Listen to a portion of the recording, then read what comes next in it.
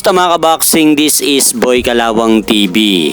So may lumabas nga pong bali-balita mga idol na ang posible daw makalaban ni Canelo Alvarez sa muling pagbabalik nito sa ibabaw ng lona.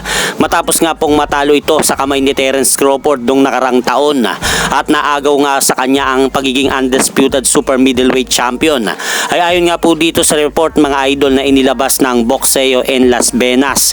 Inanunsyo daw ng kampo ni Canelo Alvarez na ang makakalaban ng kanilang alagang boksingero ay itong former undisputed world light heavyweight champion na si Arthur Beterbiev sa darating na buwan ng Setyembre 12 at posible daw ganapin ang laban na yan sa Las Vegas, Nevada. Kaya kung sakaling mangyari po ang laban na yan mga idol ay paniguradong magandang bakbakan po ang masasaksihan ng mga boxing fans. At sa iba pang balita mga idol, kahapon sa naganap na laban ng ating pambatong Pinoy na boksingero na si Josaphat Navarro kontra sa pambato ng bansang Amerika na nakalaban ito sa California, USA na si Adrian Alvarado. Nauwi nga po ang laban na yan kahapon sa isang split draw. The score na 78-74, 75-77 at 76-76 upang mauwi nga po sa tabla ang laban nila Navarro at Alvarado kahapon.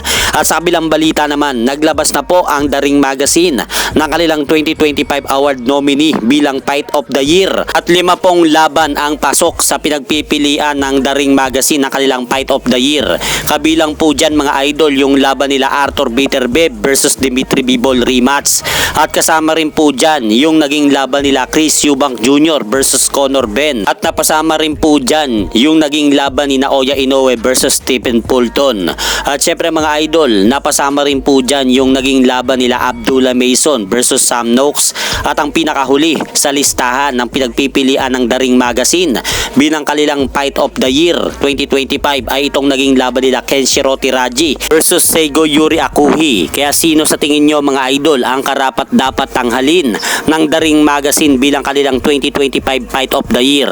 At sa kabilang banda naman mga idol, matapos nga pong maglabas ng warrant of arrest ang Miami Garden Police kay Gervonta Tank Davis noong mga nakarang araw sa kasong kinakarap nito, ay ayon po dito sa report na inilabas ng World Boxing News, tuloy na pong binaklas ng WBA kay Gervonta Tank Davis ang kanyang pagiging WBA World Lightweight Champion ngayong araw. Kaya sunod-sunod na po ang kamalasan na kinakarap ngayon ni Gervonta Tank Davis matapos sampahan siya ng kaso ng kanyang ex-girlfriend na kinakasama.